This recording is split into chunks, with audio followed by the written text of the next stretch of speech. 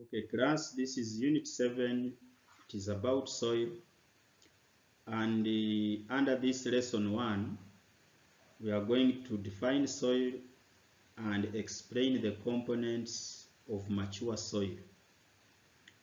So, what is soil? Soil refers to a thin layer of weathered materials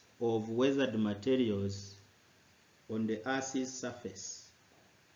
It is a thin layer of weathered materials covering the surface of the earth. Another student may say that soil refers to the topmost layer of the earth's surface which supports plants to grow. Then soil is made up of different components, in fact 5 major components. The components may also be called elements or constituents. Number 1, mature soil contains water and moisture. And what is the importance of water in soil? Water helps plants to absorb minerals from soil.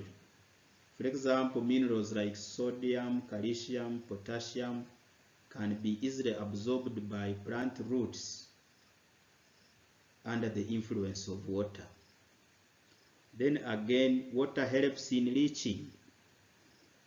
Leaching is a process by which soluble minerals move from the upper layers to the lower layers. And therefore, this transportation or movement of the minerals downwards is facilitated by water. Then we have next, water helps in capillary action. This involves the movement of soluble minerals from the bottom layers to the upper layers. It is the opposite, I think, of leaching. The minerals this time move from the lower layers to the upper layers.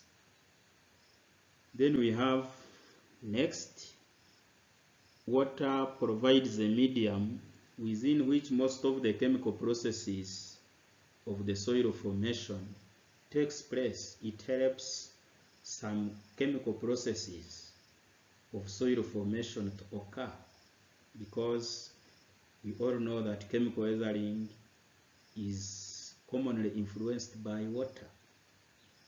Next, water in soil helps in decomposition of organic materials into humus. It helps living organisms in the soil, like bacteria, when they are converting organic materials into organic matter called humus. Mature soil contains air. This is component number 2. Mature soil contains air, and this air occupies space, or the pore spaces, between soil particles which is not filled with water. That space which is not filled with water between soil particles is occupied by air. What is the importance of air in soil? Air facilitates plants to grow by supplying oxygen to the root hairs. Then also air supports microorganisms which are found in the soil. Air helps in the process of weathering. For example, a process like oxidation needs oxygen. Carbonation needs carbon dioxide.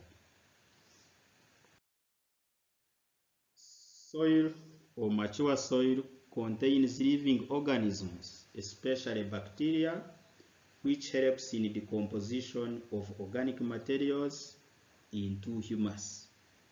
Again, some bacteria help to fix nitrogen in soil, the nitrogen fixing bacteria. Then mature soil is made up of organic matter, which is humus. This is the decayed matter from plants and animals after they have decayed. It is the decayed matter from plant and animal wastes. When animals die and plants or vegetation is cut, after decomposition, under the influence of bacteria, they form organic matter called humus. What is the importance of this organic matter or humus in soil? It enhances soil's ability to hold and store water. It improves on soil structure.